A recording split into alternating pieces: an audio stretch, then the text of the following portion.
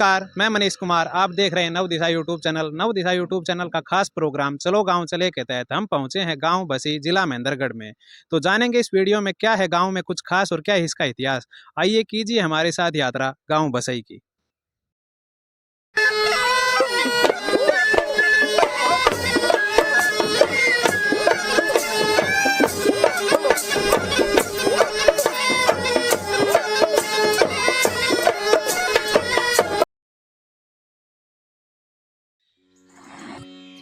बात करें अगर गांव बसई की तो गांव बसई कनीना दादरी रोड पर स्थित गांव सेलंग से मात्र 4 किलोमीटर की दूरी पर स्थित है।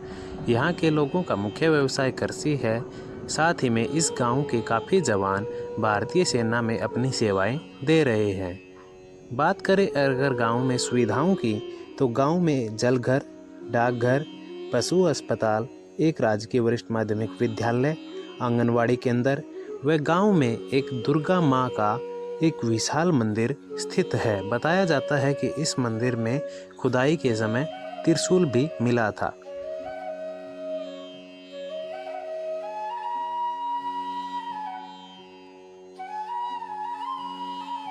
गांव बसई में घूमते घूमते पहुंचे हैं ताऊ के पास। जानेंगे ताऊ से गांव का क्या इतिहास था, कैसे ये गांव बसा। नमस्कार ताऊ जी। नमस्कार। क्या नाम है ताऊ जी आपका? मेरा नाम सुखदेव यादव। तो हम गांव बसई में जैसे पहुंचे हैं तो ये गांव का क्या इतिहास है, कैसे ये गांव बसा था?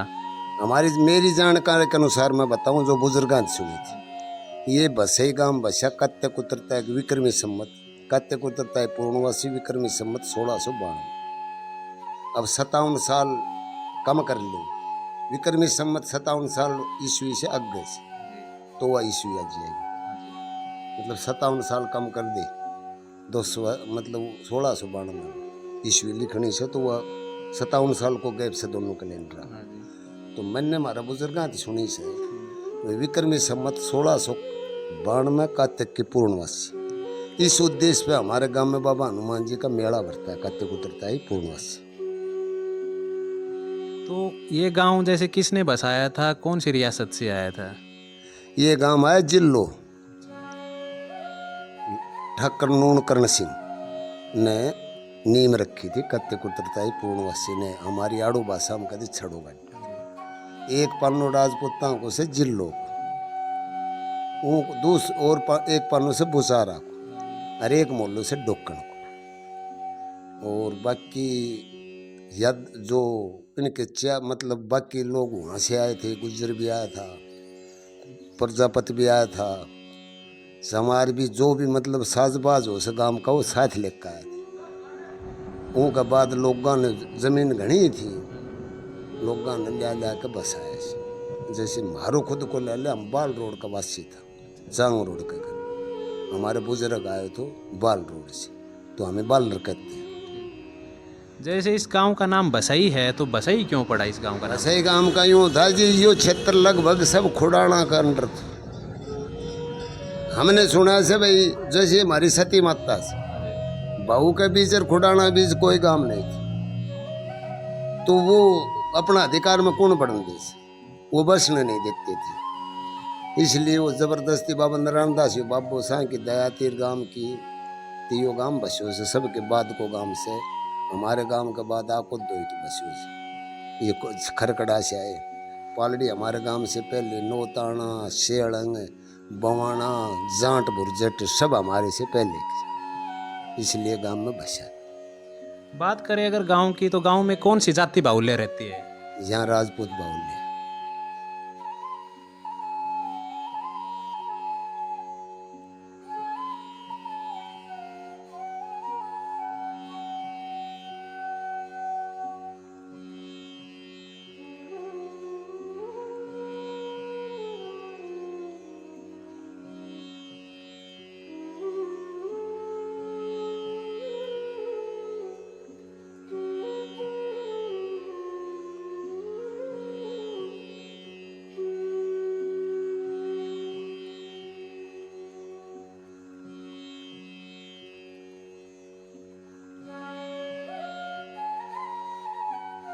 हम गांव बसई में पहुंचे हैं। जो सरपंच पूजा है उनके हस्बैंड जो प्रतिनिधि के तौर पर हैं हमारे साथ भगत जी। तो इनसे जाने के गांव में कितनी क्या आबादी है उसके बारे में? नमस्कार जी। नमस्कार जी भाई साहब। तो गांव बसई में कितनी क्या आबादी है? हमारे गांव बसई में फ़िलहाल 10,000 के करीब आबादी है। 2011 के आंकड़े 7,500 के करीब दर्शाते हैं, लेकिन अभी फ़िलहाल में 10,000 के करीब आबादी है। लगभग घरों की संख्या कितनी है? Near about 2700-2800। जैसे आप सरपंच बने हैं तो उसके बाद आपने गांव में क्या क्या विकास कार्य करवाए हैं? पढ़ी लिखी जैसे पंचायत बनी है उसमें। अभी हमारी जो कार्यकाल शुरू हुआ है उसके बाद हमने गांव में छोटे मोटे काम करवाए हैं, जो सरकार की हिदायतों के अनुसार हमारे लायक थे। हमारे पास 25 लाख रुपए तक की पावर थी, उसमें हमने गलियां भी बनाई हैं, नालियों का काम भी किया, उन पर जाल भी डलवाए हैं, टीन शेड भी लगवाए हैं कुछ एक। तो ये छोटे मोटे कार्य हमने साफ सफाई के विकास कार्य करवाए। जैसे गांव में अगर हम आए हैं तो उसमें गांव में क्या क्या सरकारी सुविधाएं हैं? सरकारी सुविधाएं तो पहले तो आप चलो स्कूलों की तरफ। स्कूल हैं, 3 प्राइमरी स्कूल हैं, एक सेकेंडरी स्कूल है गर्ल्स और एक सीनियर सेकेंडरी स्कूल है, और एक पशु हॉस्पिटल भी है, आयुर्वेदिक डिस्पेंसरी है जो अभी निर्माणाधीन है। उसकी नई बिल्डिंग, पुरानी थी वो जर्जर हो चुकी थी, और आंगनवाड़ी सेंटर हैं। इनके अलावा एक सब सेंटर भी है हेल्थ का, उसकी बिल्डिंग अभी डैमेज्ड है, उसके लिए हमने प्रस्ताव दे दिए सरकार को, तो जब भी पास होंगे नई बिल्डिंग बनवा देंगे। और इनके अलावा पानी की सुविधाएं हैं, घर घर में नल है। गांव में अगर बात करें तो गांव में कोई सरकारी नौकरी में ऊंची पोस्ट पर लगा हो, जैसे आईएएस या एचसीएस? हाँ, पीछे आईएएस में सिलेक्शन हुआ था। मेरे पड़ोस में डाणी है, चेत्रा मास्टर की डाणी, तो उनकी पोती है ममता यादव, पीछे आईएएस में सिलेक्शन हुआ उनका। करता हूँ जी। नमस्कार जी, आपको और आपके चैनल को बहुत बहुत धन्यवाद। क्या नाम है जी आपका? नरेंद्र सिंह नवाजी। तो गांव बसई में हम पहुंचे हैं, तो गांव में क्या कुछ खास है? अगर कोई बाहर से आए तो क्या कुछ ऐतिहासिक चीज़ें हैं जो लोग कहें कि यह चीज़ आप बसई में ज़रूर देख कर आएँ? सबसे पहले तो मेरा गांव जिला महेंद्रगढ़ का सबसे बड़ा गांव है, अपने आप में ही एक ऐतिहासिक गांव है। दूसरा जी, मेरे गांव में पहाड़ी के ऊपर एक देवी माई का बहुत भव्य मंदिर बना है, जिसको देखने के लिए दूर दूर से अपने सेंट्रल यूनिवर्सिटी के बच्चे हर सप्ताह या रोज़ाना वहाँ 200-400 लोग रोज़ाना वहाँ देखने के लिए आते हैं। एक जैसे हम गांव में आए थे तो लोगों ने कहा कि खेड़ा मंदिर बना हुआ है, उसका गांव को आशीर्वाद है, तो ऐसी क्या बात है उसमें? बाबा खेड़ा की महिमा मेरे गांव का बच्चा बच्चा गुणगान करता है, क्योंकि बाबा खेड़ा गांव बसने से पहले ही यहाँ विराजमान है, और बाबा की महिमा से आज तक मतलब आर्मी में हमारे गांव का कोई भी कैजुअल्टी नहीं हुई। गांव में हम जैसे गए थे तो गांव में एक राजकीय वरिष्ठ माध्यमिक विद्यालय बना हुआ है जो सबसे बड़ा है, तो ये विद्यालय कब शुरू हुआ था जी? ये विद्यालय तो जी हमारे नोटिस में जब से हिंदुस्तान आज़ाद भी नहीं हुआ था उससे पहले से स्टार्ट है। उस समय ये प्राइवेट स्कूल होता था, अपने सेठ राम रिछपाल ने इसकी बिल्डिंग तैयार करवाई थी, और यहाँ पे बहुत अच्छे अच्छे कोर्सेज, जेबीटी, अपने पॉलिटेक्निकल, इस प्रकार के कई कोर्सेज होते थे। तो ये हमारा बहुत पुराना स्कूल है, और उस समय मेरे गांव के बहुत से लोग बाग बड़ी बड़ी पोस्टों पर पहुंचे हैं, डॉक्टर तक बने हैं। तो आज चाइल्ड स्पेशलिस्ट है डॉक्टर कृष्ण वशिष्ठ, जो अमेरिका में सबसे बड़े डॉक्टर हैं।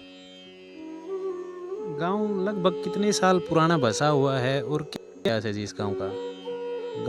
मेरा गांव लगभग 500 वर्ष पूर्व बसा था जी, और गांव के बहुत ही यहाँ समतल ज़मीन है, और लोग बाग यहाँ के बहुत प्रोस्परस हैं, खुशहाल। ये गांव बसई का कुआं है जो पहले होते थे, बहुत ही ऐतिहासिक कुआं है। इस पे देखिए कैसे आपको दिखाना चाहेंगे, गुंबद बने हुए हैं। ये पहले जब पानी ऊपर होता था तो इनसे पानी लिया जाता था। अब बोरवेल जलग गए हैं और इनकी मरम्मत नहीं होने की वजह से ये धीरे धीरे खंडित होते जा रहे हैं। हम गांव बसई में घूमते घूमते पहुंचे हैं ताऊ जी के पास।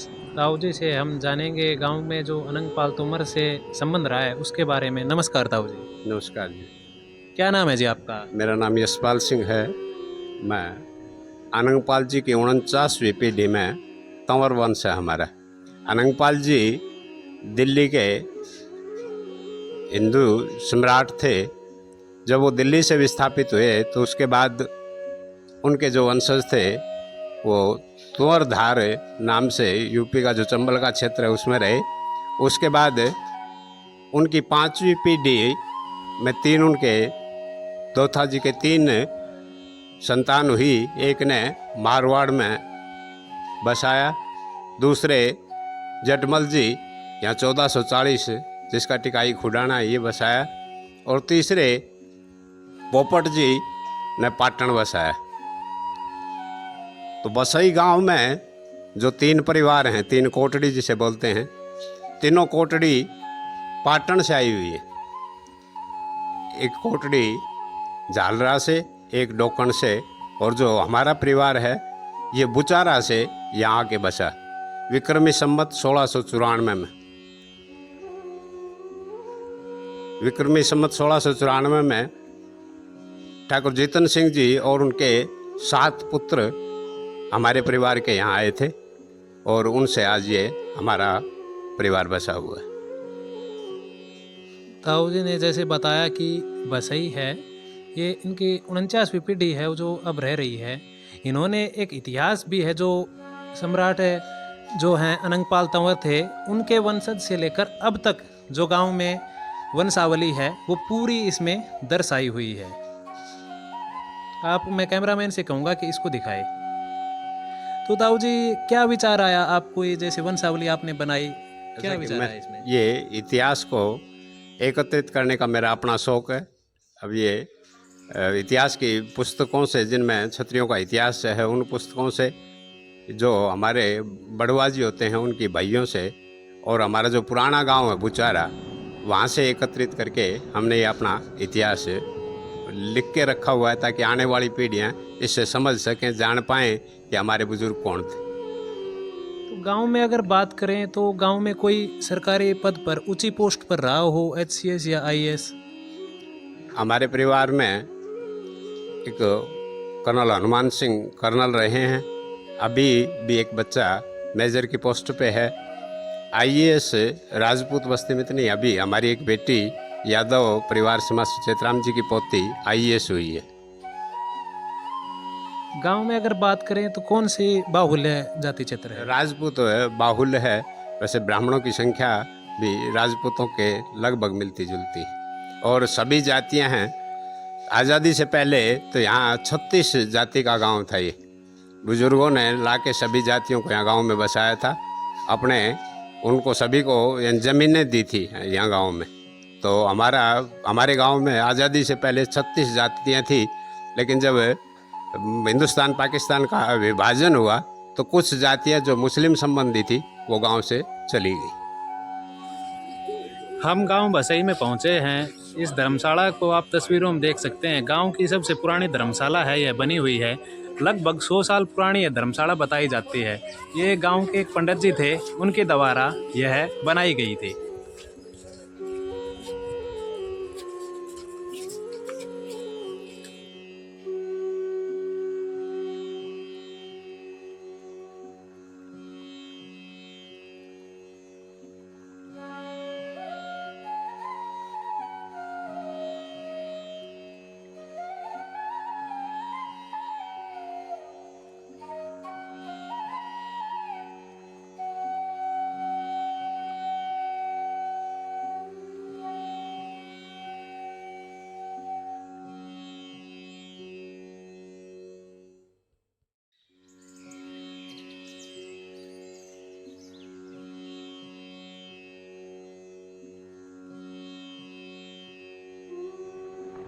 गांव बसई में हम पहुंचे हैं। जैसे पुराने मकान देखने को यह हमें मिला है, जिसका रख रखाव कर अब तक ठीक रखा हुआ है।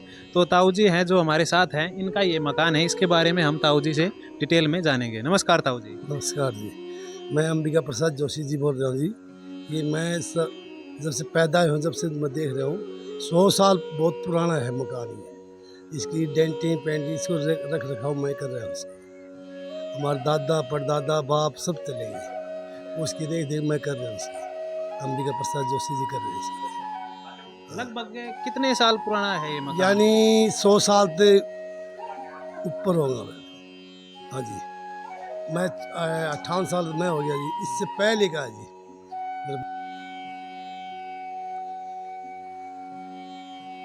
हम गांव में बसई में घूमते घूमते पहुंचे हैं। जो ये चौक आप देख रहे हैं, यहाँ पर ही आकर गांव के जो पूर्वज थे उन्होंने आकर सबसे पहले यहाँ पर छड़ी रखोई थी और यहीं से गांव की बसने की शुरुआत हुई थी। हमारे साथ ग्रामीण जो लोग हैं, इनमें ताऊ जी हैं। बताया जाता है कि इनके पूर्वज सबसे पहले आए थे। तो ताऊ जी से जानेंगे हम डिटेल से। नमस्कार ताऊ, क्या नाम है आपका? कुलदीप सिंह। तो आपके पूर्वज सबसे पहले यहाँ पर गाँव में आए थे, तो ये गाँव कैसे बसा? कितने साल पुराना है गाँव? ये 500 साल पुराना है। हमारे दादाजी परदादाजी आए थे, नोनकर्ण जी, उनको आके यहाँ बसाया था।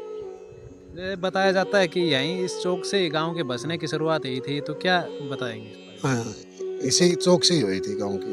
एक छड़ा गड्ढा था पूरा। पूरा छड़ा महाराज गड्ढा जी आए ऊपर तपया करता, ऋषि महाराज, उसने कहा था बोले हम महाराज पूरा गांव बसाऊंगा। बोले गांव बस जाओ, बोले जाओ छड़ो गड्ढे हो, ये छड़ो तो रह जाओ तो गांव बस जाओ।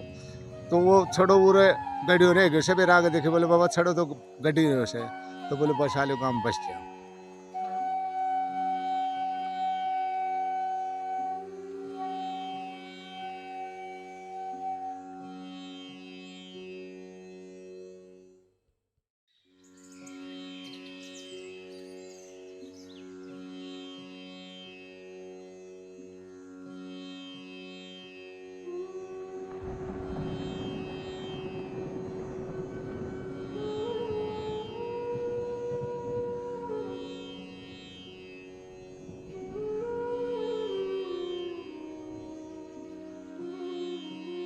गांव बसई में घूमते घूमते हम पहुंचे हैं माँ दुर्गा के मंदिर के प्रांगण में। जानेंगे इस मंदिर का क्या इतिहास है और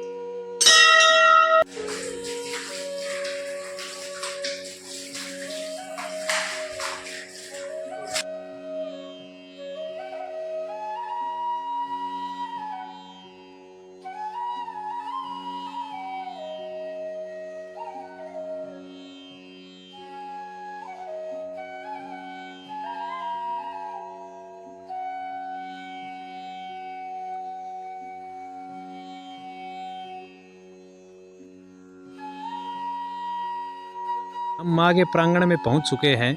यह पहाड़ के मंदिर है जो बिल्कुल पहाड़ की चोटी के ऊपर बना हुआ है। हम मंदिर के अंदर पहुंचे तो सबसे पहले हमें जो माँ के चरण हैं वो यहाँ पर बने हुए हैं। मैं कैमरामैन से कहूँगा कि माँ के चरण हैं वो हमारे दर्शकों को दिखाए। इस मंदिर की अगर बात करें तो यह द्रविड़ शैली में। हमारे साथ ये भाई मौजूद हैं, हम इनसे जानेंगे कि इस मंदिर का क्या इतिहास है, कैसे इसकी स्थापना हुई। नमस्कार भाई साहब। नमस्कार जी। क्या नाम है जी आपका? सत्यपाल नाम है जी। तो इस मंदिर की स्थापना कैसे हुई, कब से यह मंदिर बन रहा है? मंदिर की स्थापना जी 2007 से शुरू हुआ था और 2009 में चरणों की स्थापना की गई थी, माता के चरणों की। और उसके बाद में माता की देवी माँ के जो तस्वीर की स्थापना बाद में की गई थी, लेकिन स्टार्टिंग में माता के चरणों की स्थापना यहाँ पे की गई थी, जैसे कि आप कैमरामैन साहब ने आपको दिखाया। और धीरे धीरे उस तब से ही 2009 से ही ये कार्य शुरू हो रखा है और इतना सुंदर और भव्य मंदिर बना हुआ है। बस एक गांव में आसपास के लोग बहुत से, मतलब डेली का ही आना जाना रहता है, दर्शकों की भीड़ जमा रहती है यहाँ पे। तो इस मंदिर का निर्माण में किसका क्या सहयोग रहा है? इस मंदिर का निर्माण में जी बसई गांव के जोशियों का जो है पूर्ण सहयोग उन्हीं का रहा है जी। उन्होंने कभी बताया था कि देवी माँ सोपन में आई थी और त्रिशूल वगैरह निकला था यहाँ पे, तो उन्होंने खुदाई शुरू करवाई, तो वहाँ से त्रिशूल निकला माँ का, तो तभी से उन्होंने मंदिर की शुरुआत करवा दी थी। तो इस मंदिर में जैसे हर बार जो हर 6 महीने में नवरात्रे आते हैं, तो हर बार यहाँ पर प्रोग्राम होता है? बिल्कुल, हर 6 महीने में नवरात्रों के 9वीं वाले दिन जो है बड़ा विशाल मेला लगता है जी यहाँ पे, और आसपास के लोग बहुत बड़ी संख्या में आते हैं जी। जैसा कि भाई सतपाल ने हमें बताया कि गांव के जो जोशी हैं उनके सौपन में माताजी आई थी और यहाँ पर खुदाई करी। यह बहुत ही ऐतिहासिक बात है कि यहाँ पर खुदाई करी तब यहाँ पर त्रिशूल निकला था माता का। और इसमें आसपास के लोग हैं वो हर यहाँ पर आते रहते हैं, और गांव बसे ही नहीं, यहाँ पर आसपास के लोग जो आते हैं, और हर 6 महीने में जब भी नवरात्रे आते हैं तो यहाँ पर विशाल जागरण और भंडारे का आयोजन किया जाता है। बताया जाता है कि यहाँ पर जो टूरिस्ट हैं बाहर के, जो दूसरे स्कूलों के जो बच्चे हैं, वो भी यहाँ पर इस मंदिर को देखने आते हैं।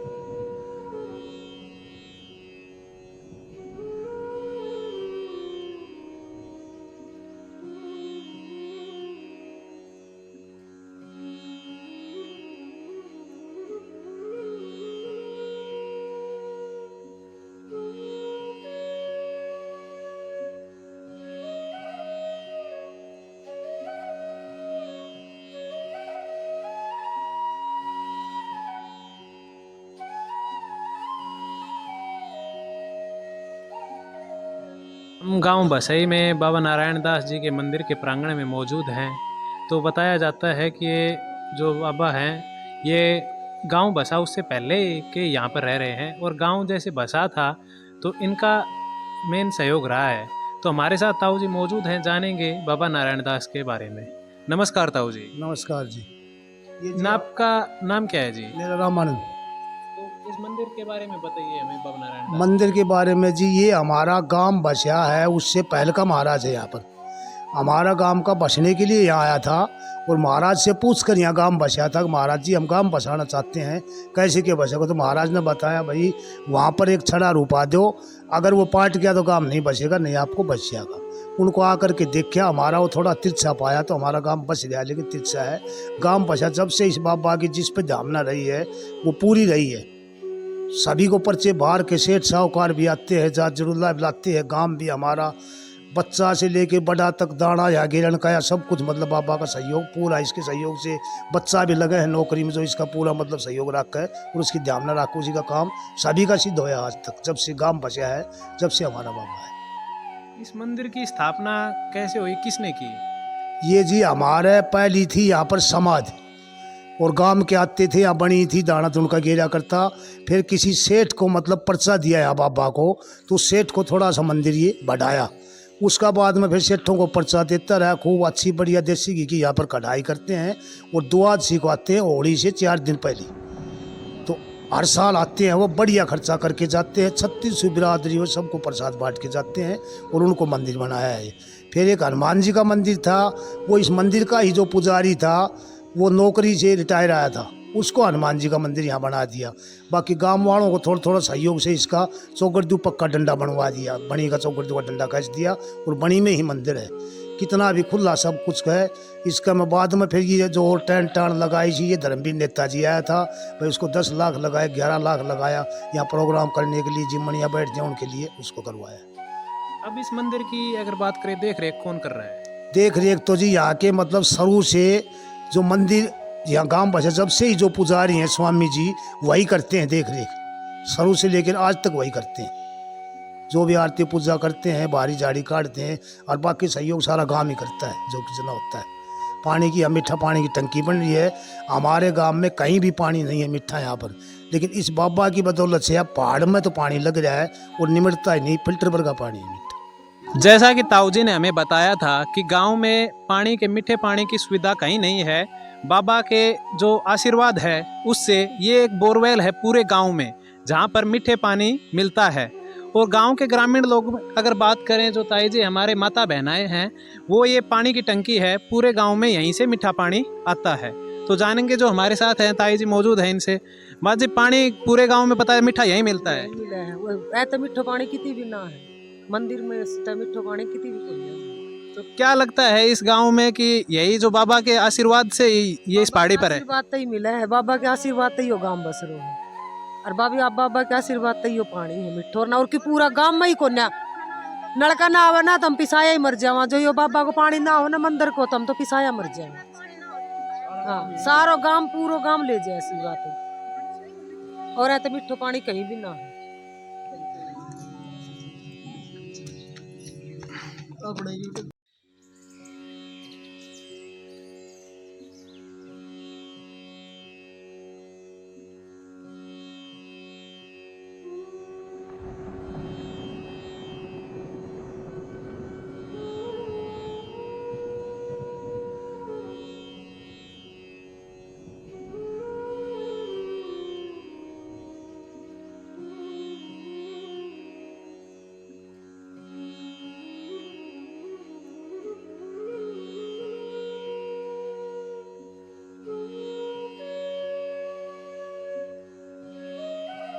तो आप तस्वीरों में जैसे हमारे पीछे देख सकते हैं बाबा खेड़ा का धाम बना हुआ है।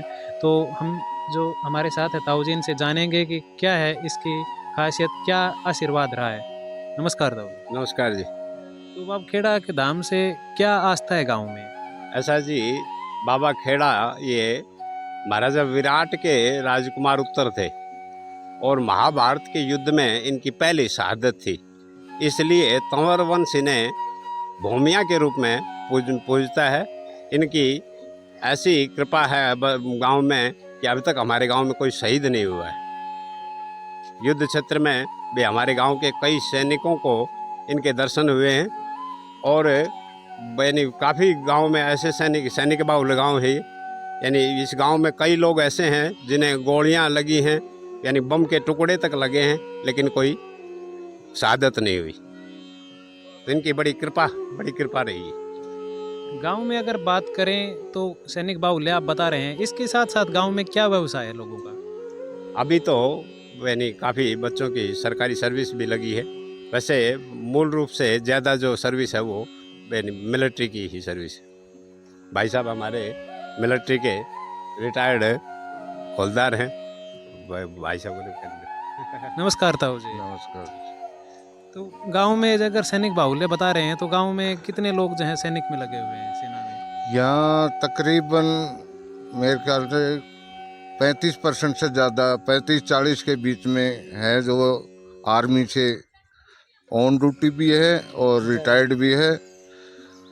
और फिलहाल तो ये जो गवर्नमेंट ने ये 4 साल वाली करी है, तो इसमें थोड़ी सी वो जाने की इच्छा कुछ कम हुई है, नहीं तो हमारे गांव से बहुत ज़्यादा आर्मी में जाने के लिए बहुत इच्छुक थे, और बाबा की दया से आज तक जो भी कामना करी है जिसने भी आर्मी में जाने की, उसकी पूर्ति हुई। 6 साल तक जर्मनी वापस आए हैं। गांव के लोग हैं जो जर्मनी में थे। जर्मनी में दूसरा विश्व युद्ध में कैद रहे हैं। जैसा कि बताया कि गांव के लोगों का दूसरा विश्व युद्ध रहा हुआ था, तो उसमें भी गांव के लोगों का सहयोग रहा है। तो आज के इस एपिसोड में इतना ही। अगले हमारा जो एपिसोड आएगा उसमें हम जानेंगे किसी और गांव के इतिहास के साथ। तब तक बने रहिए नव दिशा यूट्यूब चैनल के साथ। कैमरामैन गौरव के साथ।